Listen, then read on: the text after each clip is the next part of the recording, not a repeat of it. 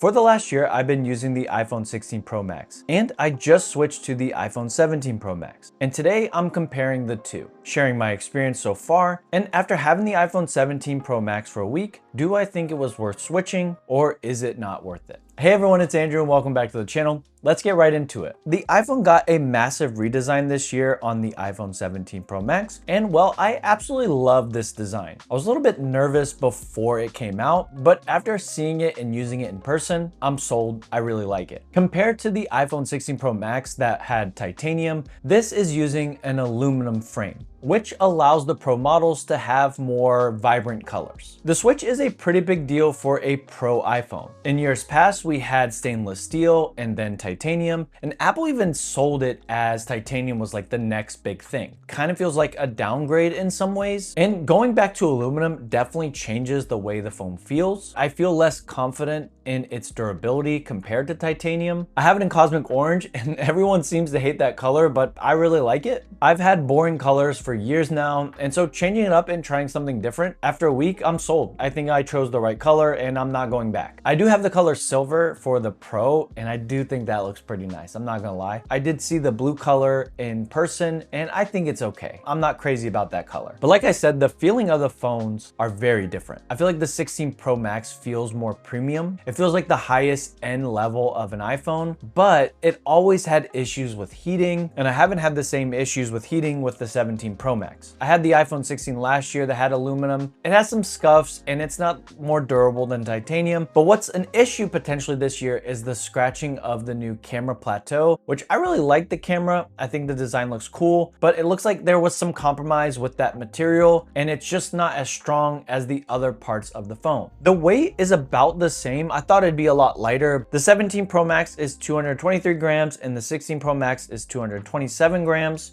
But I will say the 17 Pro Max doesn't feel bad in hand, it just feels different. It's got a nice smoothness to it. It has a two-tone back, and the back is actually a ceramic shield back, which is kind of cool. And the logo is slightly lower. And obviously we have a completely different looking camera. And it makes the phone stand out again. It just looks different from any other phone out there. I was getting a little bit bored with that camera design. It's been pretty much the same for like 5 years. So I'm pretty glad with this new look. Now the display is honestly not that much different, but there's enough difference to warrant a conversation. Both displays are a 6.9 Super Retina XDR display with ProMotion. The only difference is the brightness level outdoors is 3000 nits peak brightness for the iPhone 17 Pro Max and 2000 nits brightness for the iPhone 16 Pro Max. So here's a comparison, see if you can tell a difference. There's a bit more anti-reflection with the 17 Pro Max. And on the front, there's also Ceramic Shield 2, which is 3 times more scratch resistant than the previous model, which is great. I did have a lot of scratches on my 16 Pro Max, so I'm looking forward to seeing the durability over a year. And for someone that uses their camera a lot for creating, this is noticeable for me when I'm outdoors and taking video and capturing photos and stuff like that. So having that brighter screen is really great. Performance on the iPhone 16 Pro Max was never really an issue for me. A lot of my use cases are social media, iOS apps, taking photos and video, and editing in CapCut. The A18 Pro chip handled all of that great, never had any issues. I even ran beta for months with iOS 26 and also ran perfectly fine. The heat dissipation on the titanium wasn't the best, so my phone did have heating issues.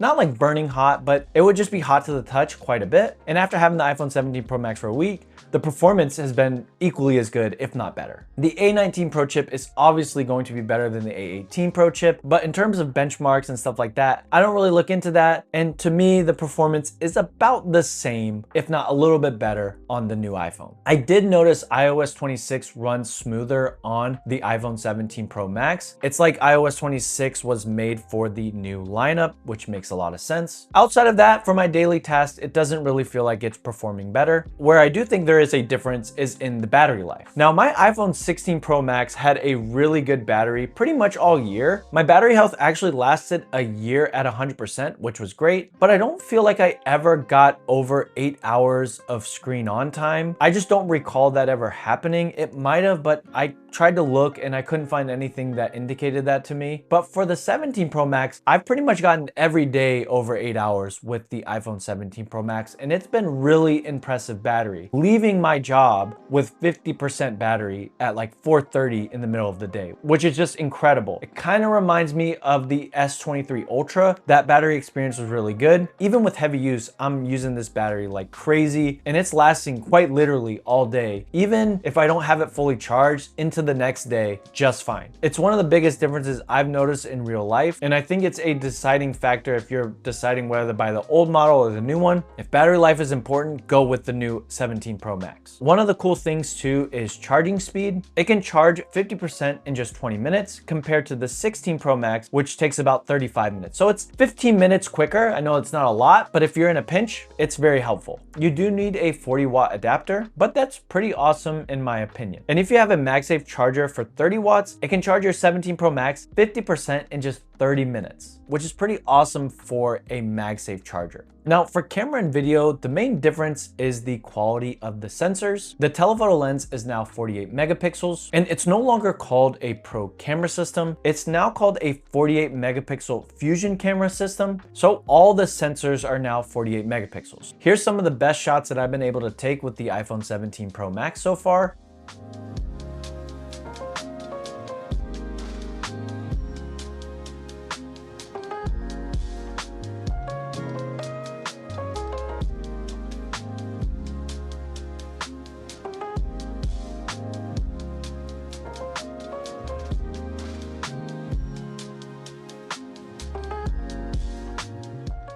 And honestly, what I've been able to get at 4x and 8x has been pretty impressive. When you compare optical zoom, the iPhone 16 Pro Max had 1x, 2x, and 5x. The iPhone 17 Pro Max has 1x, 2x, 4x, and 8x. So there's more optical zoom options.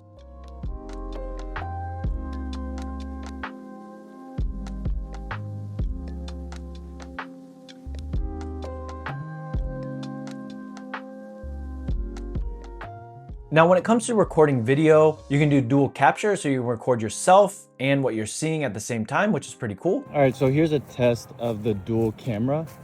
Just walking to get the mail, but there's a nice little piece of wood that you can walk through to get there. And so that's what I'm seeing.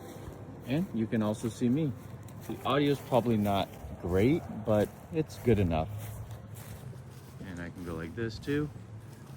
And it switches. If you're getting into social media, and especially something like TikTok, this is actually a great phone to start with. You can also record in ProRes RAW, which I haven't tested, but that's cool. Video recording was pretty good on the 16 Pro Max, so there's not too much of a difference. But what is different is the front-facing camera. And here's a selfie camera test. It's 18 megapixels. Actually, this whole video is being recorded on the front camera as well. So let me know what you guys think.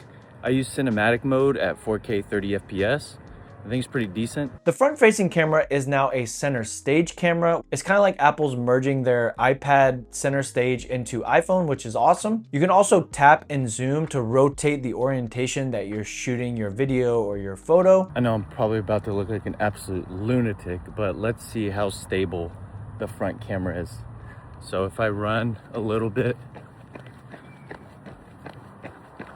be curious to see how it is.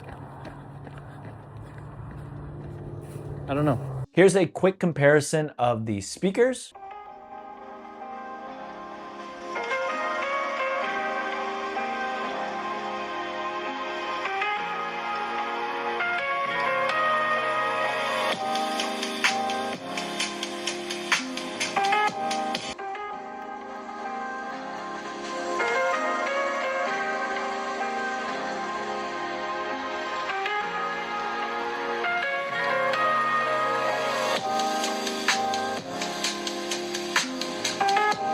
Obviously, right now, you can find the 16 Pro Max for a lot cheaper. If you go onto an app like Swappa, you can probably find it for a couple $100s cheaper than its retail price. The iPhone 17 Pro Max starts at $1199. It is expensive, but it's awesome that Apple hasn't really increased the price of that too much over the years. But I think the improvements that Apple made to the 17 Pro Max makes an upgrade worth it. I do think the 17 Pro Max is the one to go with, in my opinion. If you're thinking about choosing between those two, which one to buy, I would go with the 17 Pro Max. And one addition is to the storage. There's a 2 TB option. Not any normal person would buy that, but for someone that is actually using this for filming movies or filming like a TV show or something like that, that option is actually pretty good. All right, so what about those that want to switch from the 16 Pro Max to the 17 Pro Max? Is that worth it? Just talking about my experience, a good sign for me is just think about after a week, have I even thought about picking up my 16 Pro Max? Do I miss it at all? Do I miss the titanium or anything like that? Do I miss the color? And honestly, I haven't thought about it once. I've even decided to go ahead and sell it. I'm gonna sell it on Swappa, and I don't have any plans on keeping it. I am very satisfied with the 17 Pro Max. I don't really have any regrets of my purchase. I probably regret more buying the 16 Pro Max from the 15 Pro Max rather than this, to be honest. This feels like a completely different phone in my opinion. And with trade-in discounts and carrier deals, you don't have to pay full price for the iPhone 17 Pro Max. My biggest concern though, over a long period of time is going to be the iPhone's durability, but I do feel like the shift to doing this unibody frame and going aluminum was the right choice. And you are actually getting an entirely different phone experience. It's definitely weird to upgrade your phone every year, so I don't recommend that. But if you're on the fence, it could be the year to make that jump after a year. I would say if you want better battery and maybe a little bit less concern of battery health, if you really like this look and design and want a different type of color, I would trade in your iPhone 16 Pro Max or sell it. Apple's taking it for $700, but maybe you can sell it for $100 more. And again, carrier deals are out there as well. I also feel like a bunch of people that have like the iPhone 12 Pro Max, the iPhone 13 Pro Max or 14 Pro Max, even the 15 Pro Max, like if you have any of those, I would upgrade. It's a good year to upgrade. If you're switching to the iPhone 17 Pro Max or you're thinking about just keeping your iPhone 16 Pro Max, let us know in the comments why. We'd love to hear your thoughts about it. If you like this kind of content and this video was helpful, make sure to like and subscribe. As always guys, thanks for watching, God bless, and I will see you on the next video.